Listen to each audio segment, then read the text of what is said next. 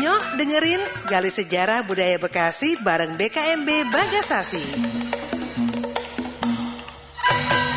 Rekan Dakta, seperti biasa di hari Jumat ini kita masuk di Bincang Budaya dengan tema menata kota, menata kehidupan ya. Tentu kehidupan yang lebih baik lagi. Dan sudah hadir di studio kami ada Bang Oman. Assalamualaikum Bang. Waalaikumsalam warahmatullahi wabarakatuh. Sehat ya? Selalu ya? Alhamdulillah. Alhamdulillah. Malam ini lebih baik dari kemarin. Alhamdulillah. Kayaknya setiap hari harus mengatakan seperti itu ya Bang ya? Iya, biar ada perubahan. Baik, ditemani perencana wilayah kota ada Bang Ridwan Maulana. Assalamualaikum Bang Ridwan. Waalaikumsalam warahmatullahi wabarakatuh. Salam sejahtera untuk kita semua. Om Swastiastu, Namo Buddhaya, salam kebajikan. Sehat ya Bang ya? Alhamdulillah sehat. Berkat doa para pemirsa juga dan juga teman-teman sekalian, alhamdulillah saya diberi kesehatan. Amin, amin. Ini sudah berapa kali Bang ke Dakta? Baru 2 kali saya Tapi udah lama sekali. Iya. Jadi pertama kali ke sini saya itu tahun kalau tidak salah 2007 gitu, 2008 lah. Jadi udah lama waktu itu saya di sama Pak Hoir gitu kan. Iya. Ya bincang-bincang juga tentang kota, tapi ya itu tadi masih jadi terlalu detail akhirnya jadi nggak pemahamannya nggak dapet gitu. Iya, baik. Tema kita menarik, menata kota, menata kehidupan. Bagaimana kota ini bisa memberikan kehidupan ya untuk masyarakat khususnya di Kota Bekasi. Nah tentunya idealnya seperti apa kota tersebut bisa memberikan kehidupan juga yang layak untuk masyarakat khususnya di Kota Bekasi. Langsung Bang Ridwan ya, silakan langsung Bang. ke ahlinya aja. Oke, terima kasih Mbak Ulfi. Neng. Atau Neng Ulfi atas pertanyaan yang disampaikan ke saya terkait dengan masalah tema tadi, yaitu menata kota dan menata kehidupan. Sebetulnya mungkin saya akan bicara dulu dari apa sih pengertian kota itu. Ya. Itu dulu yang nih, supaya ini pemirsa Radio Dakta juga bisa memahami seolah-olah jangan kota itu satu daerah yang macet, satu daerah yang banjir, satu daerah yang banyak bangunan gitu dan sebagainya. Mungkin ini saya akan memberikan satu pengertian dulu secara umum bahwasanya kota itu adalah sebuah daerah yang merupakan pusat permukiman di mana kegiatan manusianya dicirikan oleh kepadatan penduduk yang tinggi. Artinya kota itu sebuah tempat yang berkumpulnya penduduk di situ dengan aktivitas kegiatannya itu didominasi oleh kegiatan non-pertanian atau perdagangan dan jasa kalau sekarang disebutnya. Kemudian struktur sosial ekonomi masyarakatnya heterogen. Artinya beda dengan pertanian. Kalau daerah pedesaan itu kan dominan orang bekerja di sektor pertanian. Yeah. Tapi kalau di wilayah kota itu variasinya banyak begitu. Ada mungkin sebagai pedagang, pengusaha, pegawai, kemudian juga petani mungkin ada juga sebagian kecil, kemudian juga birokrat, yaitu tadi pegawai negeri dan sebagainya. Sehingga bervariasi, jadi heterogen. Nah tentunya ini juga membawa konsekuensi bahwa kehidupan itu juga menjadi pergulirannya tidak monoton, menjadi progresif gitu loh. Beda dengan pengertian lain. Jadi kan kalau dari sisi pengertian secara umum, tempat manusia berkumpul, beraktivitas, kemudian juga ada penambahan di dalamnya ada kegiatan yang cukup beberapa kota mungkin cukup progresif ya, sebenarnya ada kemacetan di dalamnya, kemudian ada bangunan-bangunan yang tinggi dan sebagainya. Bahkan sekarang juga kota juga dipengaruhi oleh kemacetan dan kebanjiran kalau untuk Kota Bekasi. Kalau dari sisi administrasi sih sebetulnya itu kategorinya ada suatu kawasan atau suatu wilayah ya. Kalau wilayah itu kan pengertiannya kesatuan geografis. Beda dengan daerah. Kalau daerah satuan administrasi. Kalau ini ada kesatuan geografis yang memang kegiatannya adalah non pertanian dan di dalamnya ada kegiatan pusat pemerintahan. Kemudian juga ada pusat kegiatan sosial. Ya seperti halnya misalkan pusat kegiatan olahraga di situ, ada pusat kegiatan pendidikan, ada pusat kegiatan kesehatan, dan juga ada pusat kegiatan ekonomi, ada perdagangan di situ, ada pasar dan sebagainya dan sebagainya. Sehingga dari sisi definisi umum dan definisi administrasi, bahwasanya memang dapat disimpulkan bahwa kota itu suatu daerah, kalau daerah itu administrasi ya, suatu daerah atau wilayah yang memang tempat berkumpulnya manusia yang aktivitasnya didominasi oleh non pertanian dan juga memang struktur penduduknya itu adalah sosial ekonominya heterogen yang tentunya interaksi di dalamnya itu sangat ya boleh dibilang sangat padat kalau untuk. Tapi dari sisi terminologinya ada kategori kota padat, kota besar, kota sedang, kota kecil. Itu ukurannya adalah masyarakat. Tapi aktivitasnya relatif hampir sama. Saya kira itu. Nah, beda dengan istilah perkotaan. Kalau kata perkotaan itu adalah wilayah yang memiliki karakteristik kegiatan utama budidaya bukan pertanian atau mata pencaharian penduduknya terutama di bidang industri, perdagangan dan jasa, dan memiliki karakteristik sebagai pemusatan atau dan distribusi pelayanan barang dan jasa yang didukung oleh prasarana dan sarana termasuk pergantian moda transportasi dengan pelayanan skala beberapa.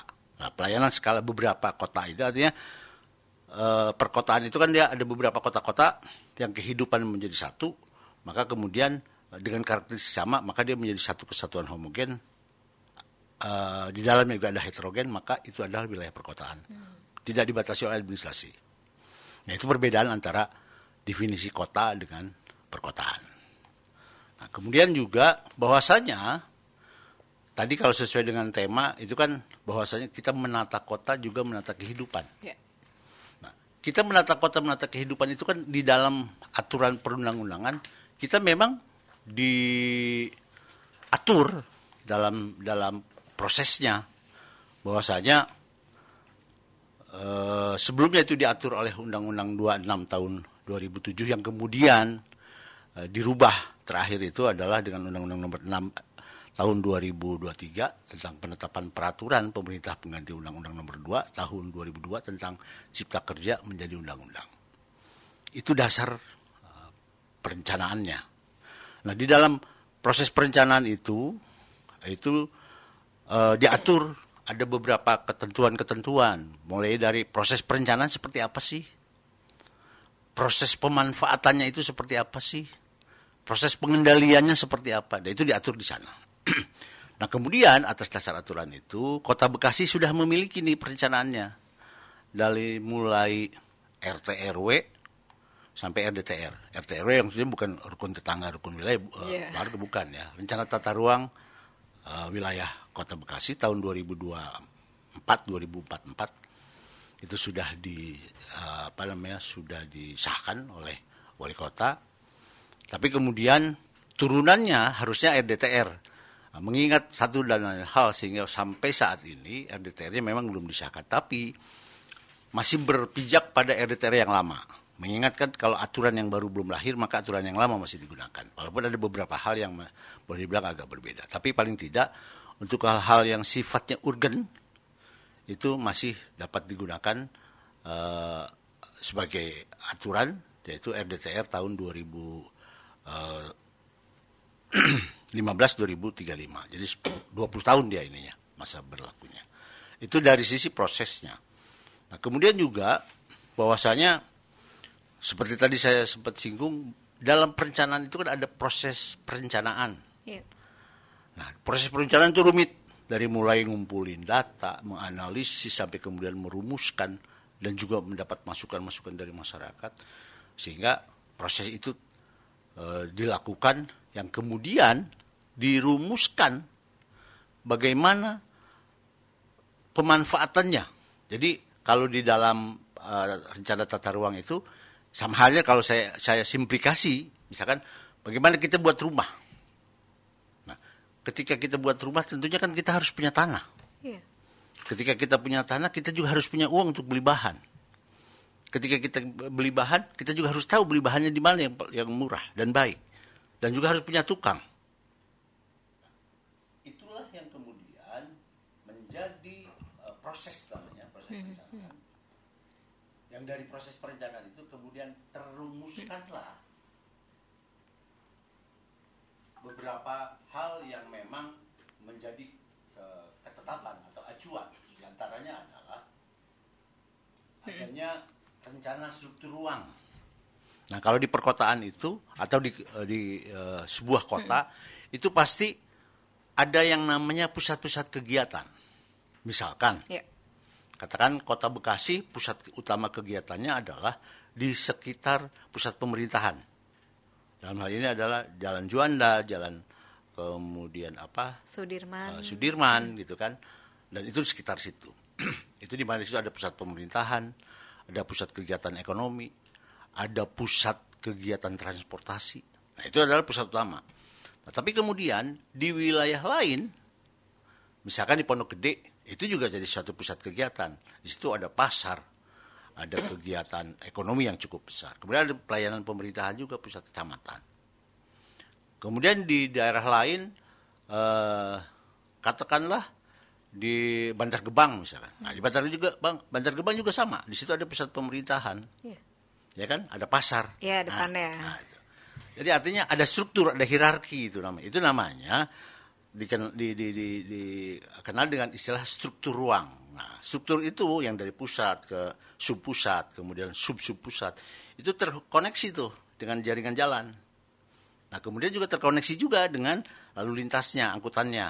Nah, kalau di kita kan dari terminal, kita misalkan kalau mau ke sini ke Dakta, kita naik dari terminal naik angkot 04B. Yeah. Nah, itu kan orang datang ke Bekasi naik bis sampai ke terminal, itu sebagai pusatnya. Dari terminal kemudian terbagi, mau ke rumah, mau kemana dengan angkot. Nah, sama ini juga.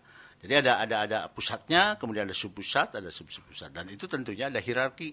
Kalau misalkan dari sisi ekonominya, kalau pusat itu biasanya adalah harusnya ini dari sisi idealnya, itu sebagai pusat kegiatan ekonomi lebih makro, ya. Tapi yang subpusatnya lebih mikro. Jadi di subpusatnya retail, di pusatnya itu grosir. Sehingga ada pergerakan yang dari yang besar ke yang lebih kecil dan seterusnya. Kemudian dari yang lebih kecil lagi ke usernya, ke pedagang lebih kecil. Nah, itu adalah hierarki yang dari sisi hierarki itu ada juga yang namanya sarana prasarana yang harus mendukung. Selain jaringan jalan, kemudian ada drainasenya, ada saluran air minum, ada jaringan listrik, dan seterusnya, dan seterusnya. Nah, Pak Ridwan, kalau pengaruh tata kota terhadap perkembangan satu daerah itu kayak apa kira-kira? Sebentar dulu, nanti saya lanjut setelah ini ya. Nah, itu kalau dari sisi struktur. Dari sisi pola ruangnya, nah kita tahu bahwasanya, daerah ini tuh ini khusus untuk perumahan. Oh, ini khusus untuk industri. Oh, ini khusus untuk perkantoran. Makanya kan kalau kita lihat gambar perencanaan, itu ada yang kuning, ada yang merah, ada yang sudah terbagi-bagi ya. Ada yang abu-abu. Nah, itu terbagi-bagi. Itu melalui proses perencanaan sebetulnya. Kenapa ini di sini begini? Kenapa ini di sini begini? Apa misalkan industri? Kenapa industri dialokasikan misalkan di Bantar Gebang? Yeah. Kenapa nggak dicolok di Agus Salim, colok di ini gitu kan ya? Kenapa nggak begitu? Nah, itu ada pertimbangan-pertimbangan tersendiri itu di dalam hal penentuan itu. Ya tentunya juga kan itu adalah merupakan satu kawasan budidaya. Termasuk di dalamnya juga pengaturan soal ini daerah yang harus dilindungi. Misalkan ada hutan kota. Di pusat kota itu kan. Kemudian juga ada sepadan sungai yang nggak boleh dibangun.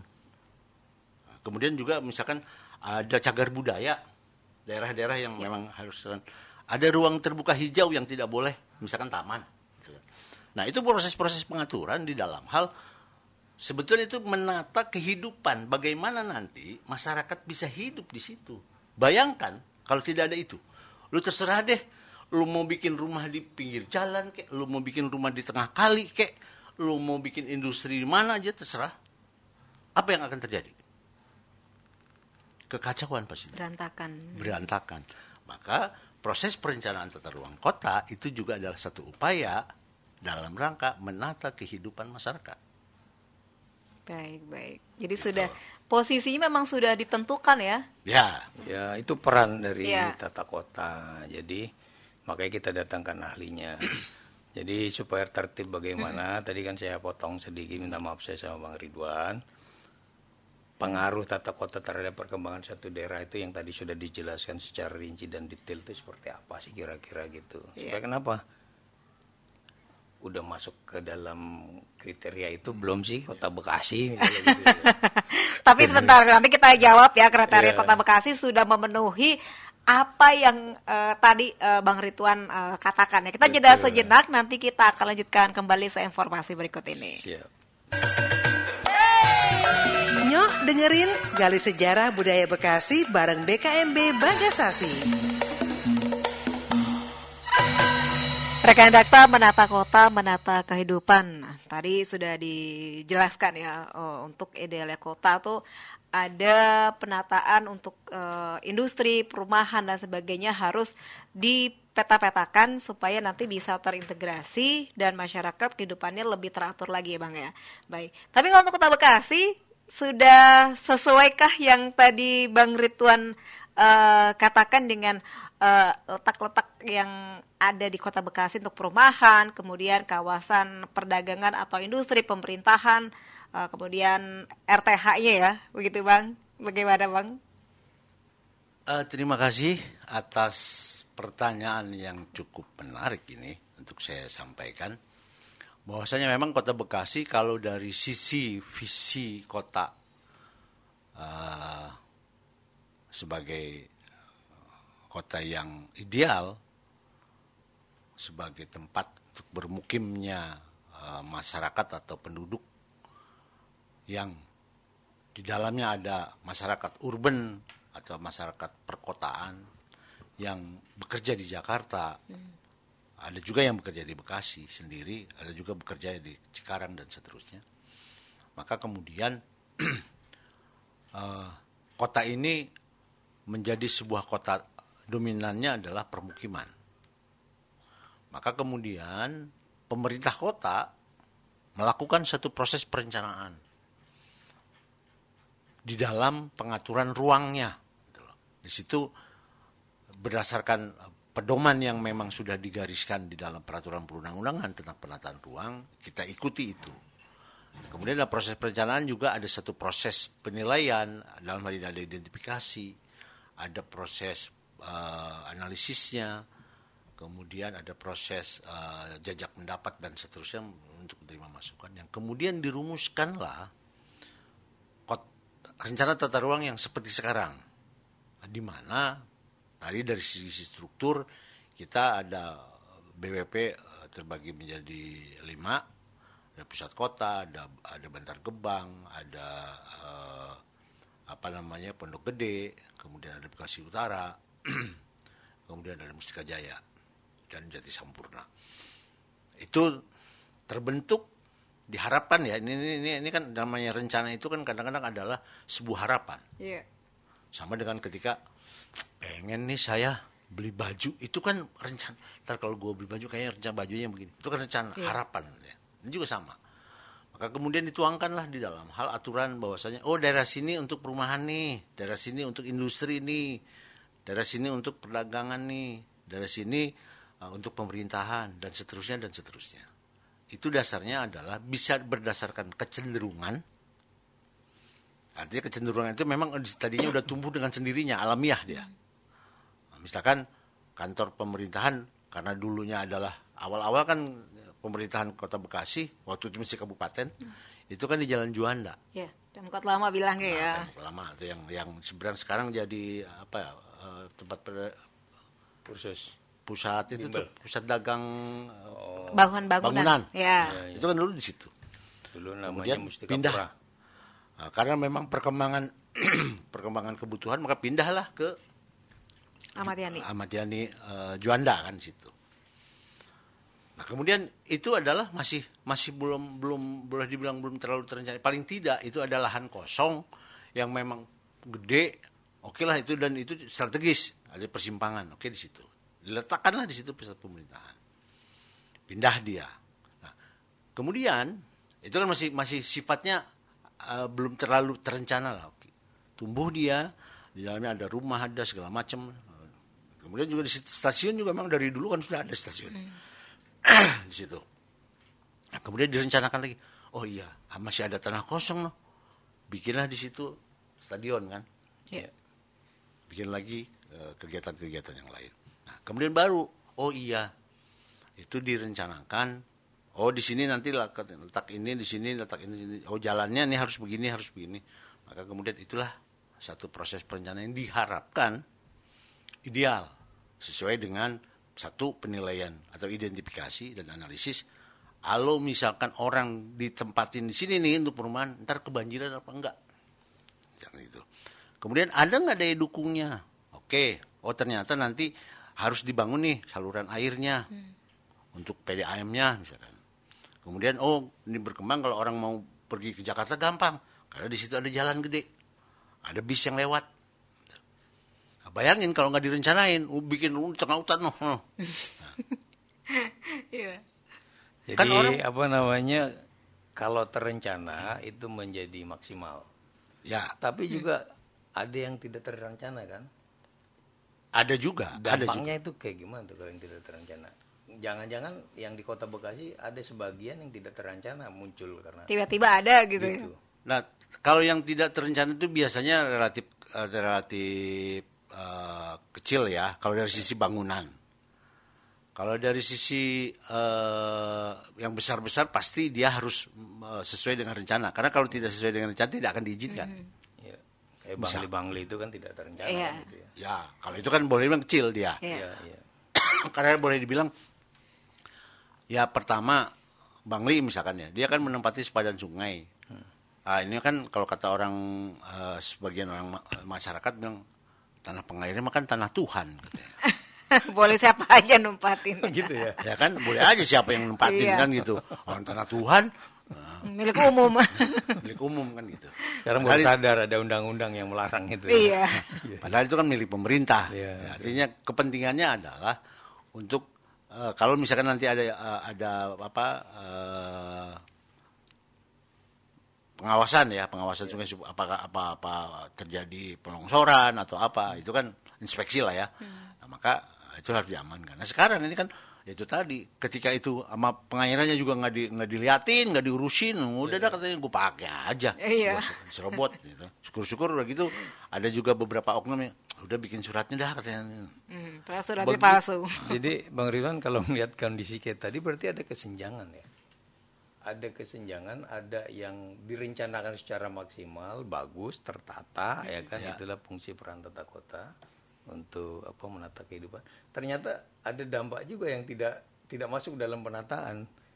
Dia hidup itu kan, ini kan ada kesenjangan. Ini gimana nih harusnya? Nah kan ini persoalan hidup itu kan tidak selalu ideal. Oke. Iya. Pasti ada hal-hal yang tidak ideal. Perubahan, kita sudah berencana ternyata perubahan gitu ya. Iya.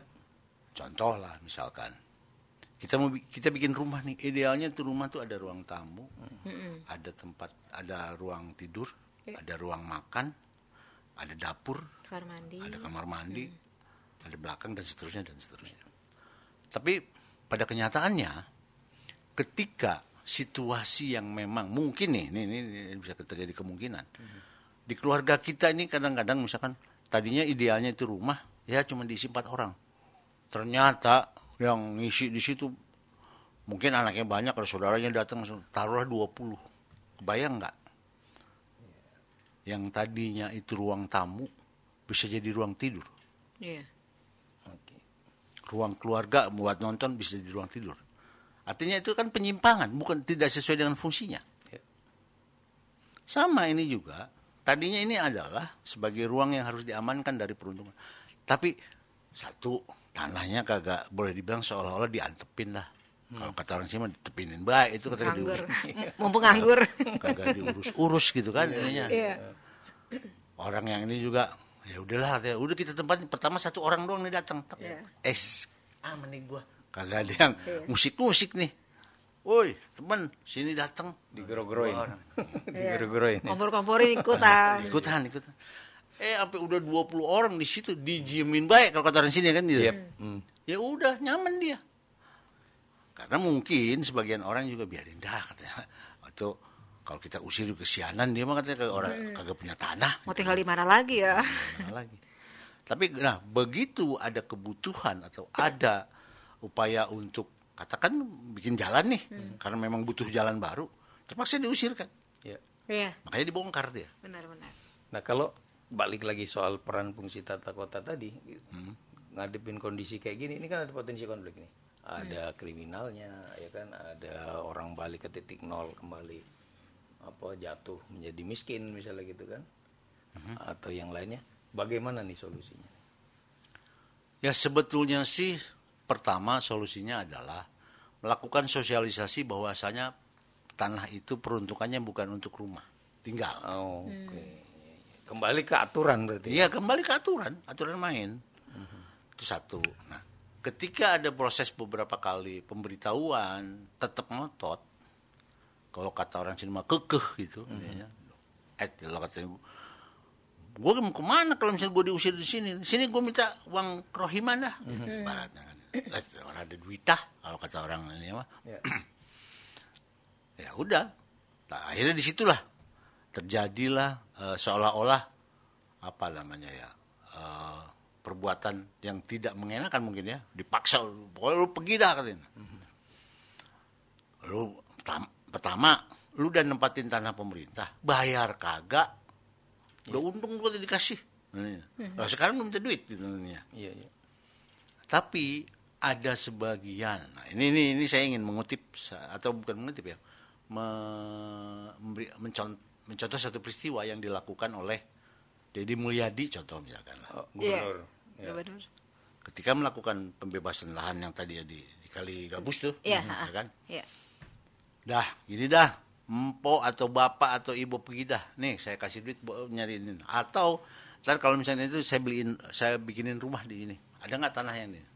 Itu satu solusi. Kalau ada duitnya. Iya. Dari pemerintah ya? Iya, atau hal mendasar tuh ya. Pihak pemerintah memang mempunyai itikat baik untuk tidak menyelesaikan masalah dengan masalah baru. Nah, tapi persoalannya adalah apakah pemimpin punya hati seperti itu semua dan punya uang semua? Kalau Deddy Mulyadi makan dia punya duit. Dari YouTube-nya aja duitnya. Udahlah. Oke, lu mau sekarang gue gusur, dah nih gue kasih duit. Paling enggak buat kontrak lu lah. Ada juga yang begitu kan modalnya. Tapi ada solusi. Dia nggak cuma diusir begitu aja kemudian dia bengong aja bilang itu duit kagak punya. Udah gitu rumah gue juga kagak punya. Ini ekses atau dampak dari penataan kota yang belum maksimal atau memang sifatnya tiba-tiba? Penataannya sih mungkin sudah maksimal, tapi persoalan di implementasi. Itu tadi saya bilang. Contoh kecilnya adalah kita bikin rencana rumah, itu tadi kan ada ruang ini, ada ruang ini. Idealnya cuma 4 orang. Nah, persoalannya adalah yang datang 20 orang. Akhirnya apa yang terjadi? Kacau kan di rumah itu. Sama ini juga.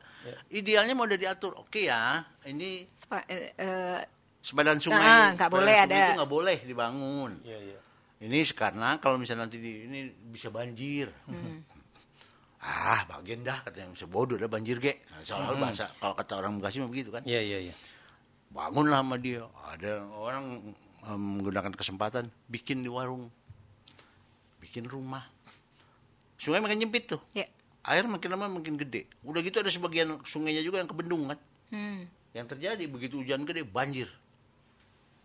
Semua orang bermasalah. Selama ini mungkin kalau ada pemimpin yang memang tidak terlalu interest ke masyarakat ya. Itu mah derita lu deh. Lagian siapa suruh tinggal di situ gitu ya. Kan jadi DL katanya gitu kan.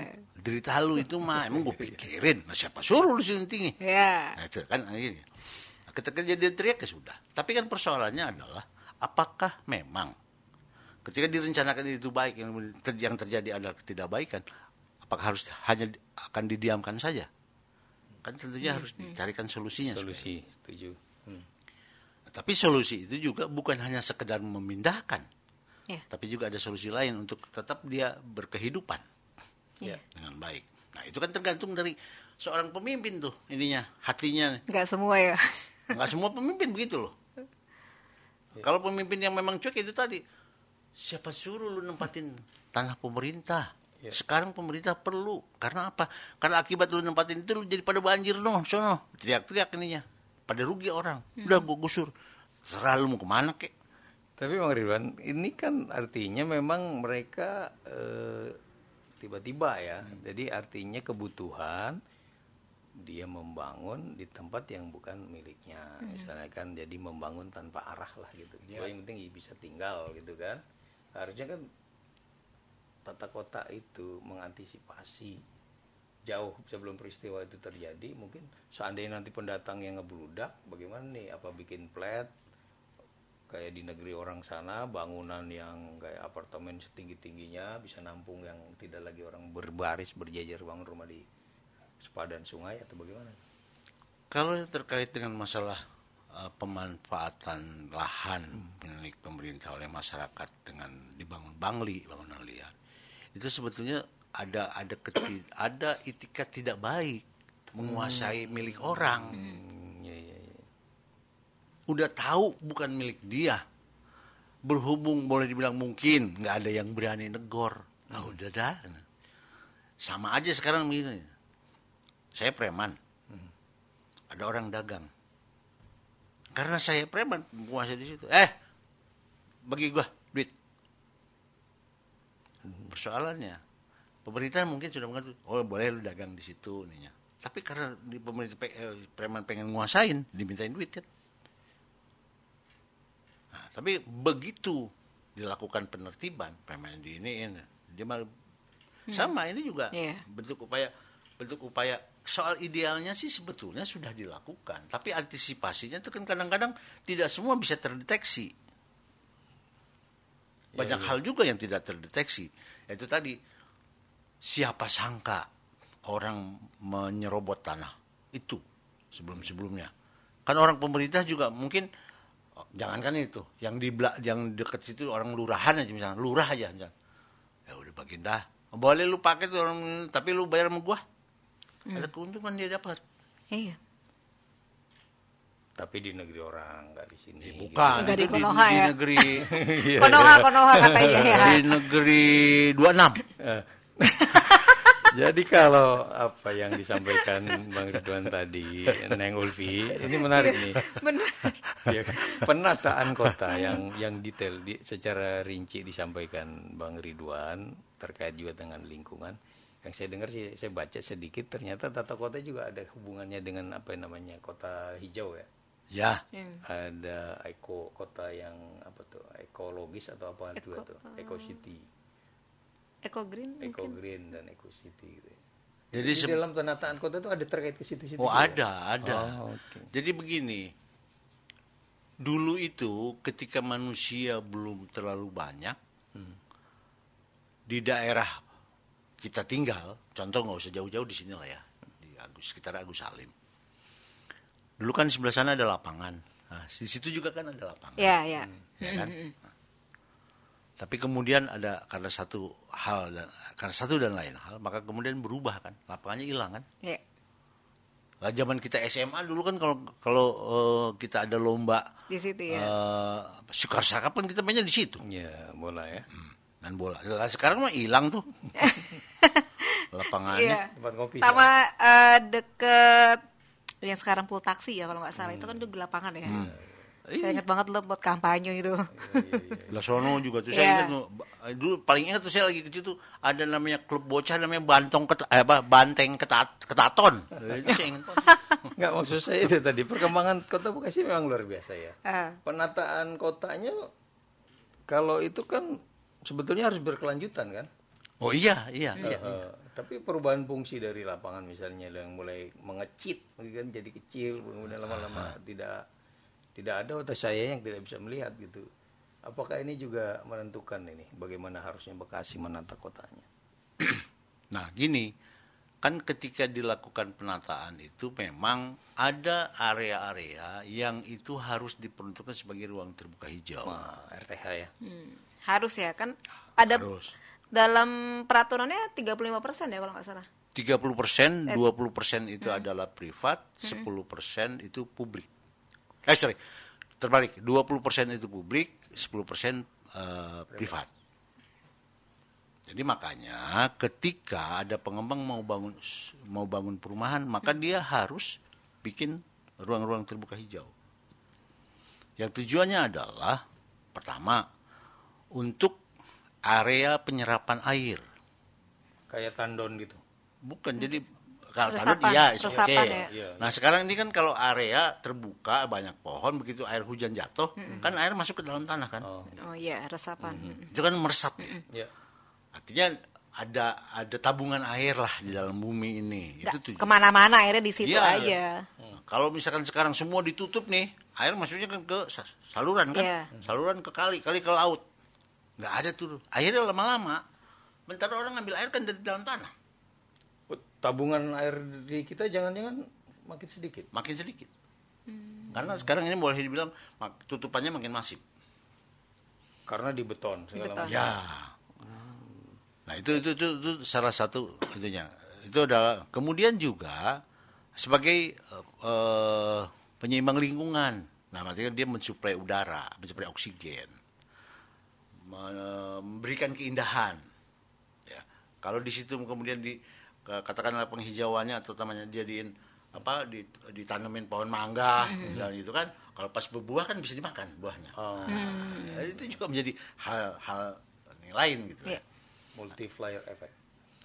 Bukan multiplier effect, sebetulnya itu nilai manfaat. Kalau multiplier kan ada satu kegiatan yang kemudian dia berdampak ke ini. Kalau itu kan, nah, itu memang dia ada hal yang berfungsi untuk penyeimbang untuk keseimbangan lingkungan, kemudian juga untuk penyerapan air, kemudian juga untuk estetika, ya. Dan juga untuk area bermain mungkin bersosialisasi kan itu. Kalau kota Bekasi sekarang udah berapa persen kira-kira penataan kotanya itu udah sampai dianggap berhasil, mendekati atau bagaimana? Atau yo.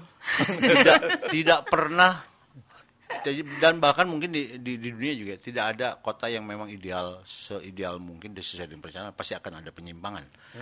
Karena sifat manusia itu tadi ada keserakahan di situ. Yeah. Ya.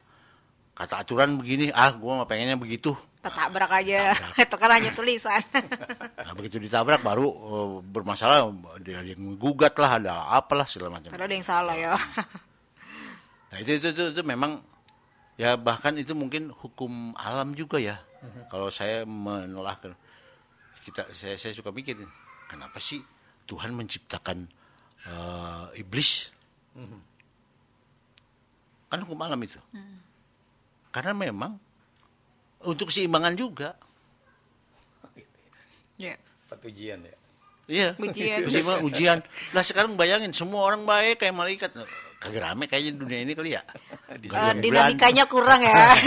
Nggak di surga kita ya. Tapi saya melihatnya gini, Bang Ridwan ya, sebagai ahli tata kota, benar nggak sih kalau masa depan sebuah daerah itu ditentukan oleh tata kotanya gitu? Benar nggak? Statement itu bisa dapat dikatakan iya dan juga bisa dapat dikatakan tidak. Kenapa tuh Bang? Iyanya adalah kalau misalkan penataannya itu baik, kemudian memperhatikan pilar-pilar ekonomi, pilar-pilar sosial, pilar-pilar budaya, pilar-pilar ekologi, pilar kesinambungan, itu bisa dikatakan perencanaan itu ideal.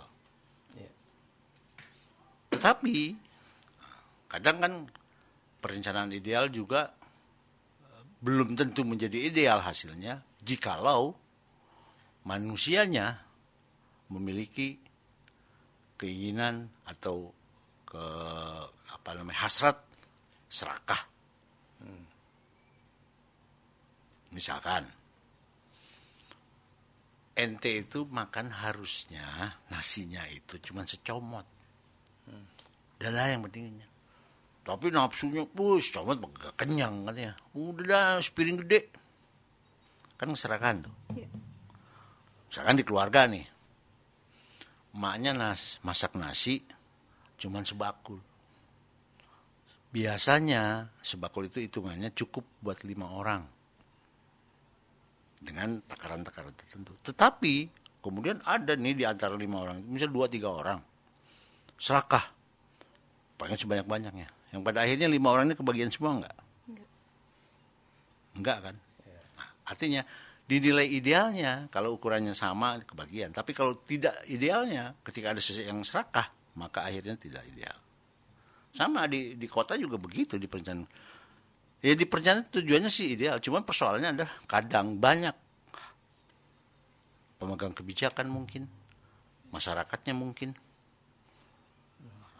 kemudian juga hal-hal yang lain lah ya, sehingga terjadilah ketidakidealan itu.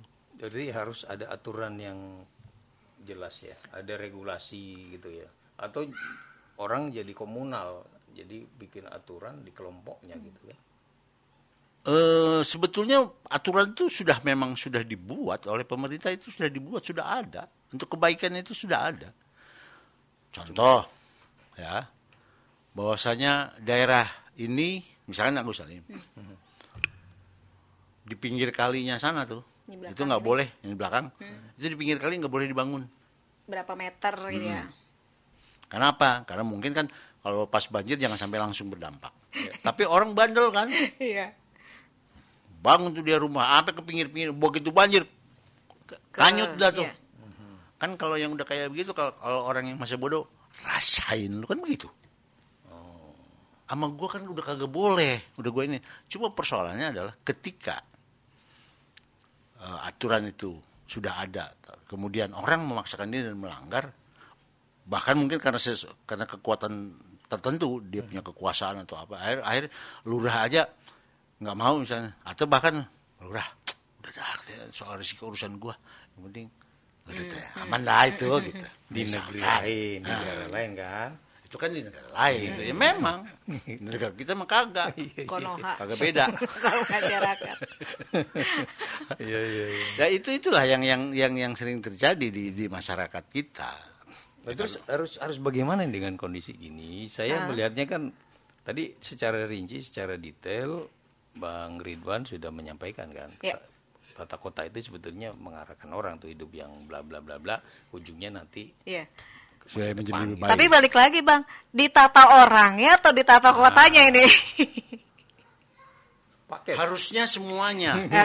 Paket. Yang mana duluan ini? Ayo. Kalau orang itu kan boleh dibilang pelaku ya. Kalau kota itu objeknya dan dia diam. Lebih mudahnya sebetulnya objeknya dulu dalam ini kotanya. Itu satu. Tetapi beriringan atau seiring dengan dilakukan itu juga harus ada upaya-upaya sosialisasi atau pemberian pemahaman. Contoh ya. Misalkan kita punya, ya kembali lagi ke rumah lah ya. Bahwasanya di rumah kita itu ada halaman. Nah, halaman itu supaya enak ditanemin pohon.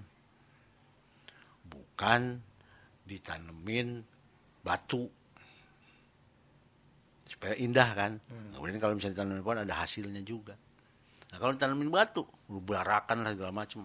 Enggak bagus kan kalau kayak gitu.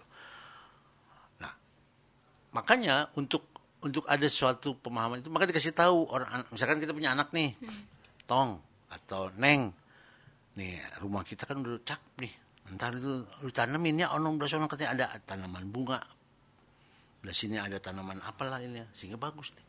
Jangan lu lu galiin, kemudian lu lempar-lemparin batu begitu aja, berarakan tuh kagak beres. Nah, itu kan ada satu bentuk pemahaman diberikan kepada anak itu supaya, nah ini juga sama. Karena kita juga belum tentu semua paham. Contoh Oman juga mungkin belum paham. Ya. Neng juga belum paham. Makanya perlu ada suatu upaya kan pemahaman. Sehingga sekolah pun kan sebetulnya gitu. Tadinya kita kagak paham tuh 5 kali 5 25. Di sekolah kita, oh iya, kenapa 5 kali 5 kali 5 25? Karena 5-nya ada 5 kali. Tambah. Nah, 5 ditambah 5, ditambah 5, tambah 5. Ada 5 kali kan? Karena 5 kali 5. Jadi 25. Nah itu kan satu pemahaman itu juga. Nah sebelumnya, kalau orang yang kagak sekolah 5 kali 5 berapa tong deh? Tahu Nunggu pikirin. Jadi poinnya Neng Iya. Lucy, ternyata tadi nggak orangnya juga, kotanya juga gitu ya. Dua-duanya ya, seiring berjalan ya Bang Jadi ya. tata kota itu ternyata juga bisa meningkatkan kualitas hidup seseorang gitu ya. Iya.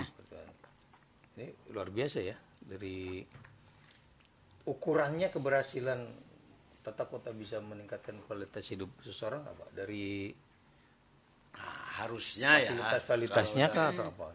Kalau dari sisi ukuran ininya nih prinsip dasar utamanya itu adalah di dalam kota itu ada keseimbangan unsur ekonomi, ada keseimbangan sosial, ada keseimbangan lingkungan.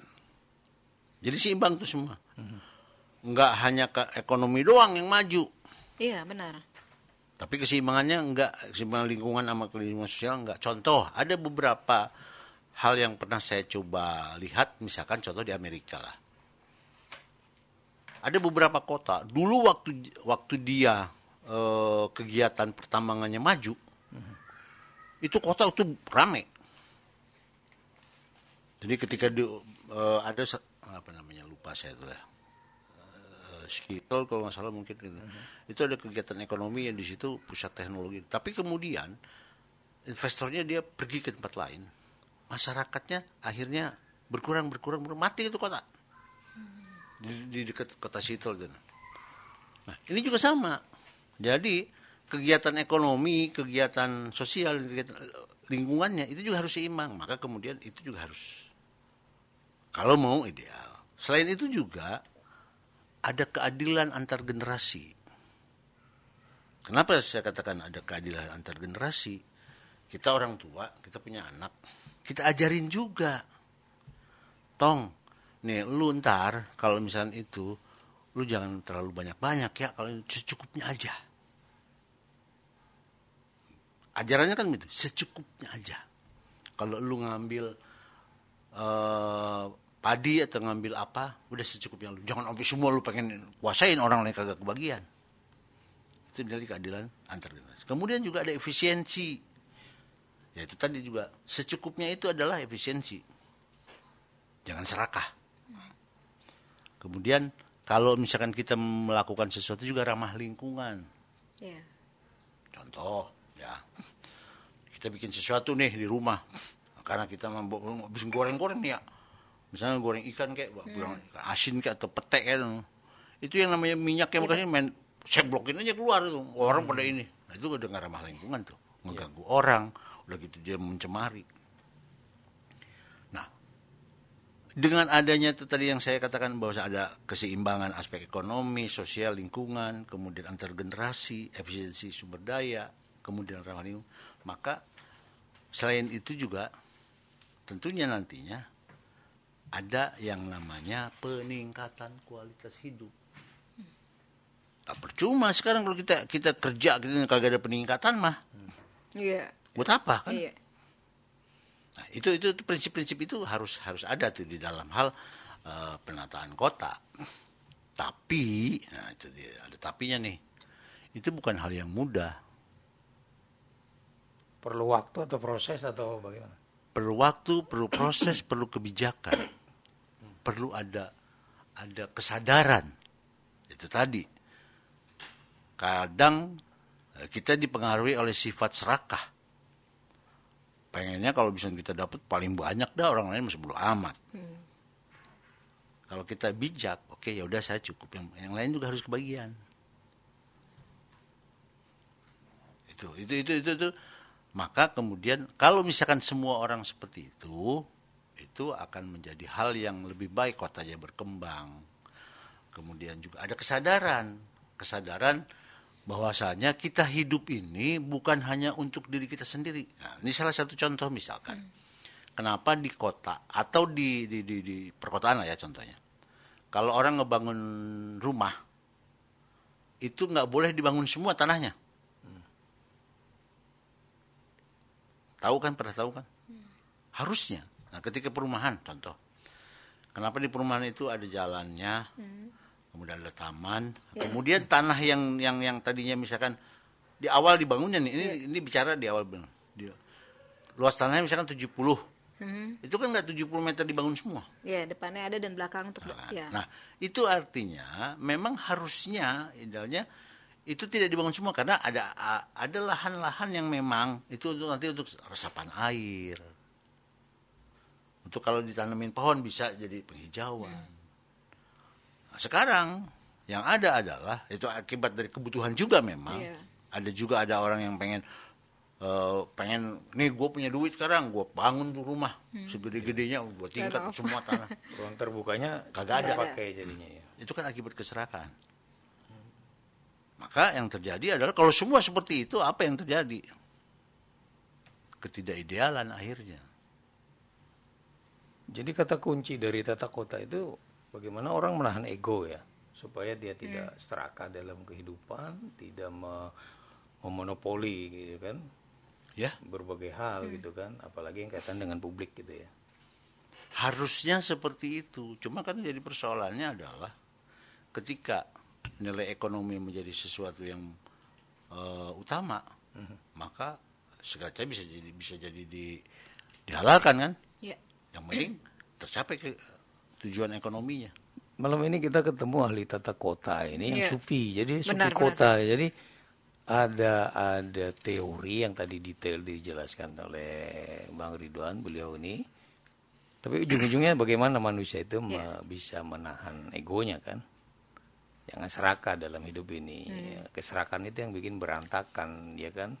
Segala macam konsep yang sudah dibuat, cetak birunya, blueprint segala macamnya menjadi bukan apa-apa kan? Iya. Jadi menata semuanya ya. Hatinya. Menata hati kita, kemudian menata ego kita ya Bang ya. Ya, Luar biasa ya. Kita bahas tentang Iya, bagaimana benar. menata kota, menata kehidupan. Kembali fitrahnya sebagai manusia yang harus Yang gak usah besar-besar menata kehidupan kita di rumah aja. Yes, Sebenarnya sudah iya. seperti itu ya Bang ya. Iya. ya kita bicara besar kalau kemudian hal yang kecil kadang-kadang kita abaikan. Kan yang besar itu kan berawal dari yang kecil. Iya. Dan juga ada beberapa hal lain yang mungkin ingin saya sampaikan di sini. Bahwasanya yang paling sulit itu adalah sebetulnya menata atau mengatur manusianya. Yang paling sulit itu di situ. Karena di situ ada ego. Benar. Ada hasrat. Ya kan? Ada nafsu dan sebagainya ya. Maka itu bukan hanya kepada kalau di dalam pengelolaan itu kan ada masyarakat, di situ ada pemerintah, ada pegawainya di situ. Kadang juga masyarakatnya pengennya mah bener, tapi kadang-kadang di aspek unsur pegawainya misalnya enggak. Ada yang ini pengen bener, masyarakatnya kagak pengen bener. Contoh, misalkan nih kita pengen bikin sesuatu sesuai dengan prosedur. Ya, ternyata kalau sesuai prosedur kagak ada duit tah, kalau kata orang sini. Maka akhirnya Di mana di sana Iya, kan? di sana. Di negeri yang Depok katanya abong katanya. Abong. Lah kita kan capek juga ke sono, kaki ingkik gitu itu kan kelurah lah kecamat ini abong ora ada ongkosah. Nah gitu kan. di sana di negeri sana. orang gitu kan. Ya udah, ini kan. Tapi ada juga nggak usah, Pok. Saya kan udah dibayar. Saya udah kata ini membuat bocah. buat jajan doang dah. Beli es. Nah, buat beli es. Ya udah kalau empok. Nah, tapi dengan setelah itu, iya juga, peluang juga nih. Akhirnya yang tadinya mau bener kagak bener. Nah, itu ada hal-hal yang memang terjadi. Kayak godain syaitan nih Roji. Jadi menata, tadi kita kan judulnya menata kota, menata kehidupan, menata hati, menata ego, menata manusia. Kompleks ya, artinya lingkupnya luar biasa luas gitu ya. Nah, di Bekasi ini bagaimana nih? Kalau Bekasi kota ini sudah tertatakah hatinya, tertata kotanya, masyarakatnya? Ya, sebagian masyarakat sudah ada yang melakukan penataan hati, penataan pikiran, penataan sikap, penataan langkah. Tapi masih ada juga yang tidak melakukan itu. Masa bodo amat, emang gue pikirin. Ada juga yang begitu. Tapi kan Bang, ketika kita sudah menata nih semuanya, ternyata ada yang nggak tertata. Kan apakah kita tetap lurus atau mungkin kita terbawa arus, Bang? Nah, disitulah konsistensinya. Kalau kita konsisten terhadap hal-hal yang memang kita punya visi seperti itu, maka kita akan berjalan terus, terlepas dari pikiran kita mau seperti apa. Yeah. Nah, itu kalau kita ingat mungkin ada sebuah cerita yang Alibaba kali ya, yang Oman mungkin lebih tahu, antara seorang cucu dengan kakek-kakek yang nuntun keledai. Pernah dengar cerita itu kan? Naik dua-duanya. Nggak ada yang benar. Naik dua-duanya, salah satunya turun, satunya menuntun, kakeknya di atas atau cucunya di atas. Benar ya? Ya. Nah, dari peristiwa itu kan sebetulnya ada satu rangkaian cerita. Ketika dua orang itu dengan keledainya, dia tuntun. Dia. Keledainya kan kecil, katanya kalau kita naikin berdua sama ini kesianan amat. Udah kita tuntun aja dah. Kan gitu. Nah, dari ceritanya itu. Tuntun sama dia. Lewat lah dia ke orang-orang lagi pada ngumpul nih. Begitu dia lewat, itu artinya aki-aki sama bocah tuh. Goblok banget itu. Kenapa kagak ditaikin? Malah dia tuntun. Nah. Salah kan? Naik dia. Akhirnya salah. Iya emang kudu kita naikin. Kita taikin tuh berdua. Akhirnya taikin berdua. Ya, salah. Lewat lagi di kelompok orang lain. Dibilang, itu benar-benar kata orang ada keketek bisaan katanya itu. Gak ada ngerasa kasihan. Iya. Lah kalau dia segede gitu ditaikin berdua. Turun dia. Nah, udah berikutnya kan naik kakeknya salah, naik cucunya salah. Ujung-ujungnya dia saking kesel semua salah, dia bopong tuh berdua tuh kalau dia masih salah juga. Iya. Poinnya. Hikmahnya adalah kalau kita tidak punya prinsip di dalam hal itu tadi kan kita begini nih, ada orang lain begini, apa kita harus? Nah, pertanyaannya adalah kalau kita tidak punya prinsip, sama yang akan kita alami seperti yang dialami oleh si kakek sama si cucu. Tapi kalau kita punya prinsip, iya tong, misalkan nih, kan kecil ya kalau kita naikin berdua kesian dah dia gitu. Dah berhubung kakek masih kuat nih, cucu makan masih kecil, ntar gantian dah. Tentu dulu. Orang mau ngomong apa terserah. Seharusnya seperti itu ya. Ya. Tutup kuping kanan kiri gitu. Kita punya visi jelas. Ya, kita punya prinsip. Nah, begitu dia jalan mau ngomong apa? Tong, kayaknya nih kakek udah capek nih, gantian ya dia. Ya udah tenang kek, dia udah kalau lewat ini. Mau ngomong apa terserah. Yang penting kan yang dia punya prinsip. Gua capek, gua butuh tumpangan kata. Ya. Peduli setan. Siap. Nah, itu tadi.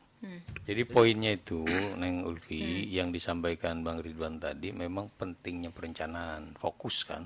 Kalau seandainya tidak melakukan perencanaan, tidak fokus, mudah goyah, dipengaruhi pendapat pandangan-pandangan atau komentar-komentar orang kan. Tata kota seperti itu harusnya kan, fokus. Siap. Yang kita nggak terasa ya udah 1 jam ya. Ini ngomong sama ahlinya kan gitu. Enaknya kita ngomong sama ahlinya kan gitu kan.